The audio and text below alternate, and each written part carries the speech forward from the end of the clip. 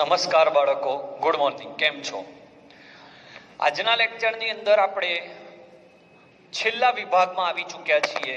રસાયણ વિજ્ઞાનના chapter number 2 ના છેલ્લા વિભાગમાં છીએ.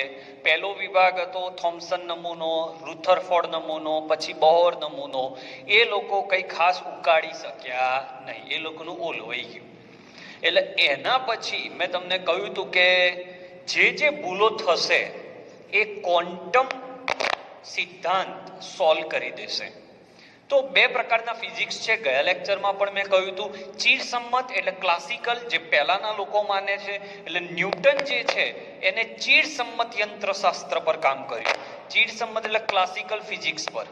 એટલે ન્યૂટનના ગતિના નિયમો એ તમારા મારા જેવા પદાર્થો, સ્થૂળ પદાર્થો જેમાં વજન વધારે છે, પથ્થર, સફરજન, ગાડી, પ્લેન, તમે હું દોડીએ તો આપણી ગતિમાં આગળ પાછળ આપણે થોડા સમય પછી ક્યાં આવીશું, આ બધી વસ્તુઓ પર કામ કર્યું ન્યૂટને.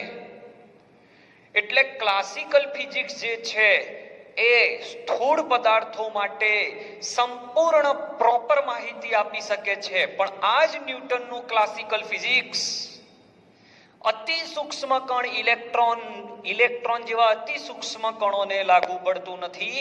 કારણ કે અતિ સૂક્ષ્મ કણોમાં હાઇઝનબર્ગે કહ્યું કે અનિશ્ચિતતાઓ હોય છે.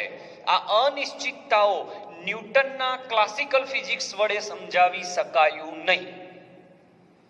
ક્લિયર?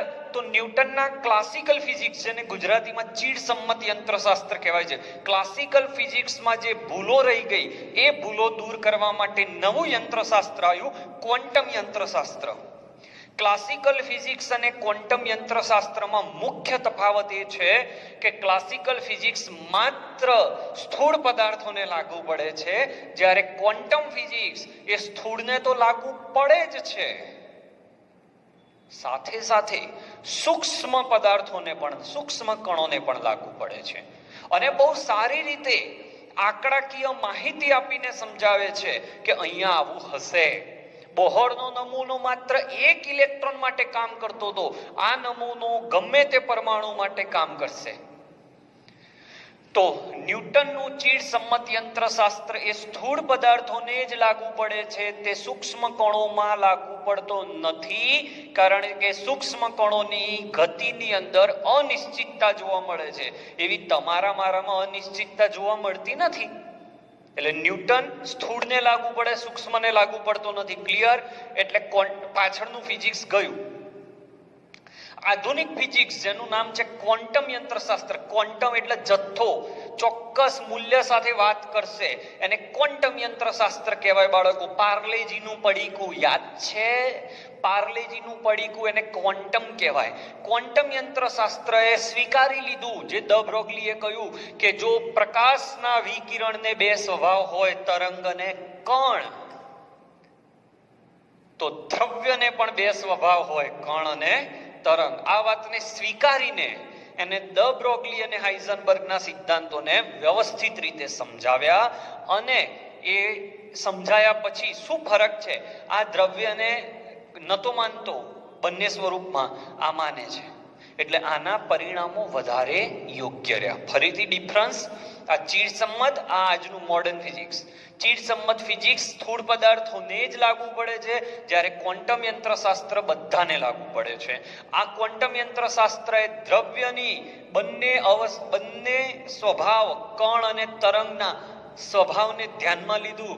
એને દ બ્રોગલીએ જે પરિણામો મેળવ્યા હતા એને ધ્યાનમાં લીધા. હાઇઝનબર્ગે પરિણામો મેળવ્યા હતા કે કોઈ પણ ગતિશીલ અતિ સૂક્ષ્મ કણનું અવકાશમાં સ્થાન અને વેગ એક સાથે ચોકસાઈપૂર્વક નક્કી થઈ શકતા નથી. એ વાતને પણ એને ધ્યાનમાં લઈને પોતાનો નમૂનો આપ્યો હતો. ક્વોન્ટમ યંત્રશાસ્ત્ર પર સૌથી વધારે કામ કરનાર વૈજ્ઞાનિકોના નામ છે હાઇઝનબર્ગ અને ઇરવિન શ્રોડિંજર. એટલે ક્વોન્ટમ યંત્રશાસ્ત્રનો પાયો કોને નાખ્યો? તો હાઇઝનબર્ગ અને ઇરવિન શ્રોડિંજરે. એમાંય શ્રોડિંજર નામના વૈજ્ઞાનિકે સૌથી પહેલા સમીકરણ આપ્યું હતું, મૂળભૂત સમીકરણ. જૂની બુકમાં હતું, આ બુકમાં કાઢી નાખ્યું છે, એટલે હું લખતો નથી. બહુ અડવિતરું હતું, બહુ જટિલ હતું.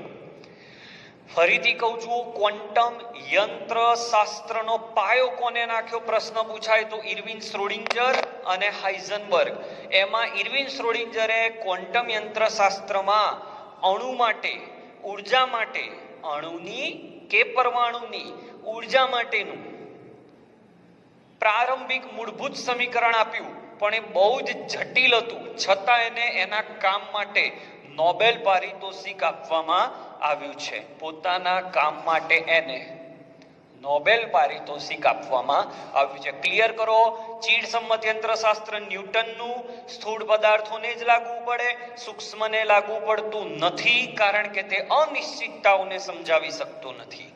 ક્વોન્ટમ યંત્રશાસ્ત્ર એ દ્રવ્યના બંને સ્વભાવ, કણ અને તરંગને ધ્યાનમાં લે છે, મતલબ કે દ બ્રોગલીને ધ્યાનમાં લે છે અને હાઇઝનબર્ગને પણ ધ્યાનમાં લે છે. ગયા વિડીયોમાં એક પ્રશ્ન પૂછ્યો તો એનો જવાબ, જો ડેલ્ટા એક્સ 0 હોય તો ડેલ્ટા પી અનંત હોય. હવે તમે વિચારજો કેમ અનંત હોય. હાઇઝનબર્ગ અને દ બ્રોગલીના સિદ્ધાંતને પણ સારી રીતે સમજાવે છે. ક્વોન્ટમ યંત્રશાસ્ત્રનો પાયો કોને નાખ્યો તો ઇરવિન શ્રોડિંજર અને હાઇઝનબર્ગ. ઇરવિન શ્રોડિંજરે અણુ કે પરમાણુની ઉર્જા માટેનું મૂળભૂત સમીકરણ એમને આપ્યું, પણ એ બહુ જટિલ હતું એટલે બહુ ચાલ્યું નહીં. એને કહ્યું કે ઇલેક્ટ્રોનની ઉર્જા ક્વોન્ટાઇઝ છે. ક્વોન્ટાઇઝ, વારે વારે કહું છું, ક્વોન્ટાઇઝ એટલે પેકેટ છે. એ પેકેટ સ્વરૂપમાં જ ઉર્જા મળે, એનાથી વધારે કે એનાથી ઓછી ના મળે. એટલે 1 મળે કા 2 મળે કા 3 મળે કા 4 મળે, 2.5 ના મળે. ઇલેક્ટ્રોનની ઉર્જા ક્વોન્ટાઇઝ, ક્વોન્ટાઇઝ એટલે પેકેટ છે. તમે 1 પેકેટ ફેંકો કા 2 પેકેટ ફેંકી શકો, વચ્ચેથી 1.5 પેકેટ 1.5 પેકેટ એવું નહીં, ક્વોન્ટાઇઝ છે.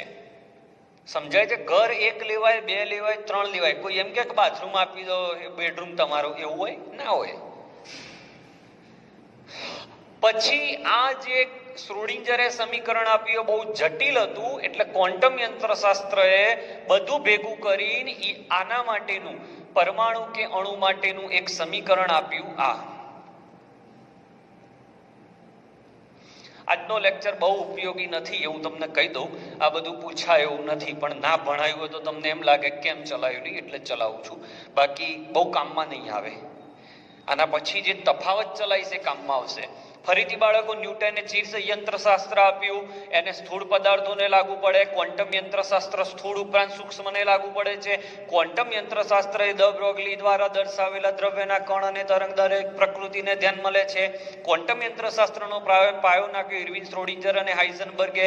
ઇરવિન શ્રોડિંજરે સૌ પહેલા મૂળભૂત સમીકરણ આપ્યું, બહુ જટિલ હતું, છતાં એને નોબેલ પારિતોષિક આપવામાં આવ્યો. એને કહ્યું ઇલેક્ટ્રોનની ઉર્જા ક્વોન્ટીકૃત થયેલું છે, અને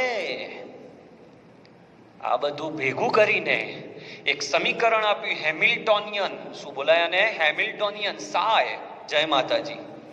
સાય. આને બોલાય શું? સાય. PSI. એમાં પી છે એ સાયલેન્ટ છે એટલે આને સાય બોલાય. હેમિલ્ટોનિયન સાય ઇક્વલ્સ E ઇન્ટુ સાય. જ્યાં સાયનો કોઈ ભૌતિક અર્થ નથી, એ હું હમણાં ચલાવીશ. હેમિલ્ટોનિયન શું છે? તો જેમ આપણે મેથ્સ વાળાને ખબર હશે, f ઓફ x લખીએ તો x નું વિધેય, એ રીતે આ સાય નું વિધેય દર્શાવે છે. હેમિલ્ટોનિયન કારક, બરાબર. જેમ f ઓફ x હોય તો x નું સમીકરણ, એવી રીતે હેમિલ્ટોનિયન સાય એટલે સાય નું સમીકરણ. જ્યાં હેમિલ્ટોનિયન એ હેમિલ્ટોનિયન કારક છે. સાય તરંગ વિધેય છે. શું છે એનો ઉપયોગ હું હમણાં શીખવાડું છું. આને શું બોલાય? પહેલા તો સાય, PSI. એમાં P સાયલેન્ટ છે, સાય. E એટલે અણુ કે પરમાણુની કુલ ઉર્જા. કુલ ઉર્જા એમાં બધી જ ઉર્જા ગણી લેવામાં આવે છે. ઇલેક્ટ્રોનની ગતિ ઉર્જા પણ ગણી લેવામાં આવે છે.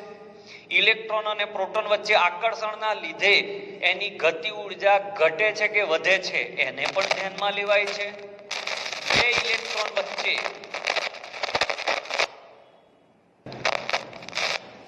બે ઇલેક્ટ્રોનના લીધે અપાકર્ષણ થતું હોય ઇલેક્ટ્રોન વચ્ચે, તો એને પણ ધ્યાનમાં લેવાય છે.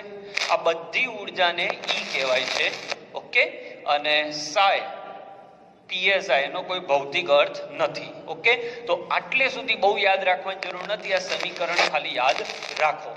હવે આપણે તફાવત શીખીશું. તો આને બહુ ધ્યાનમાં ના લેતા, બહુ મોઢે નહીં કરો તો ચાલશે. ખાલી આ સૂત્ર મોઢે કરી લો અને આનો સ્ક્રીનશોટ લઈ લો. હવે હું તમને એક બીજો સરસ કોન્સેપ્ટ શીખવાડવા જઈ રહ્યો છું. સ્ક્રીનશોટ લઈ લો. ચલો બાળકો, સાય શું છે? સાય એ તરંગ વિધેય છે. તરંગ વિધેય, વિધેય એટલે ફંક્શન. તરંગનું એક ફંક્શન છે જે ગણિત છે. એ ગણિત સાય છે ને, એ કોઈ સમીકરણ, પેલું હેમિલ્ટોનિયન વાળું સૂત્ર હતું, હેમિલ્ટોનિયન સાય બરાબર ઈ સાય. એમાં ઈ ની કિંમત મૂકો એટલે ઉર્જાની કિંમત મૂકો તો સાય ની મૂલ્ય મળે, અને સાય ની કિંમત મૂકો તો ઈ નું મૂલ્ય મળે. તો આમાં સાય શું છે?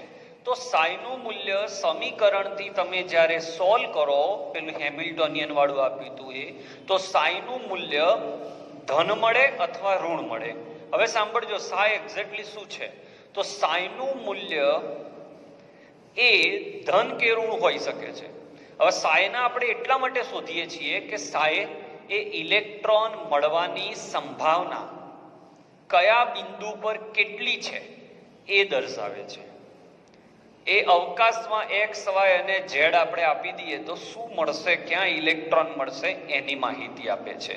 તો સાયને બહુ ડિટેલમાં તમે મગજ પર લોડ ના લેશો. ખાલી આટલું સાય માટે એક જ વાક્ય યાદ રાખો કે સાયનું મૂલ્ય ધન કે ઋણ હોય છે.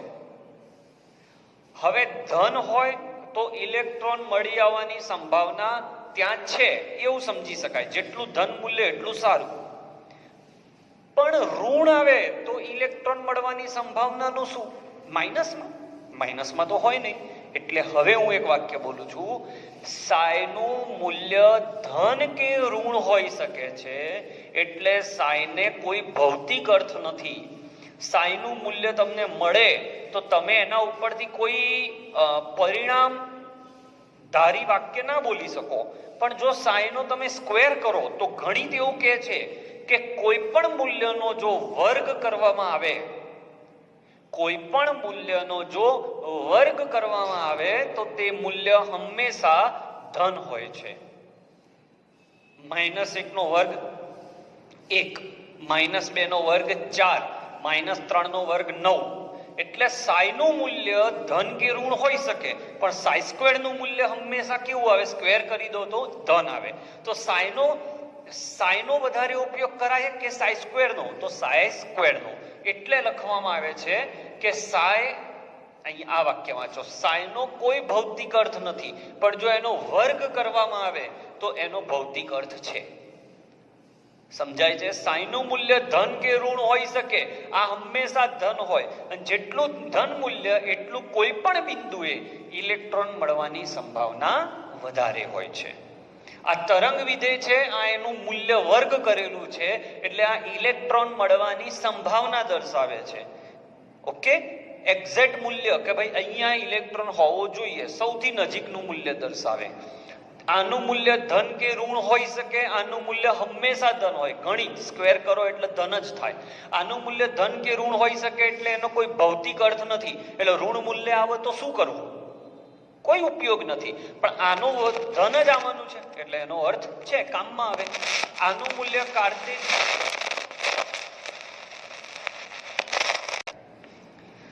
છેલ્લું સાયનું મૂલ્ય ઉર્જા સ્તર દર્શાવી શકે, પણ એ પણ પરફેક્ટ ના હોય જ્યારે આ ઇલેક્ટ્રોનનું સ્થાન દર્શાવે. ઇન શોર્ટ એક વાક્યમાં પૂરું કરું છું, સાયનું મૂલ્ય ધન કે ઋણ હોઈ શકે, સાય સ્ક્વેરનું મૂલ્ય હંમેશા ધન હોય. એટલે સાયનો ઉપયોગ ઇલેક્ટ્રોનનો સંભાવના, ઇલેક્ટ્રોન ક્યાં હશે એ શોધવા માટે એનો ઉપયોગ થતો નથી.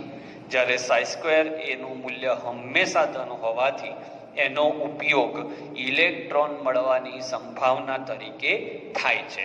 તો આજના લેક્ચરમાં બહુ લોડ ના લેતા, માત્ર બુકમાં આપ્યો છે એટલે આપણે ચલાવવું પડે.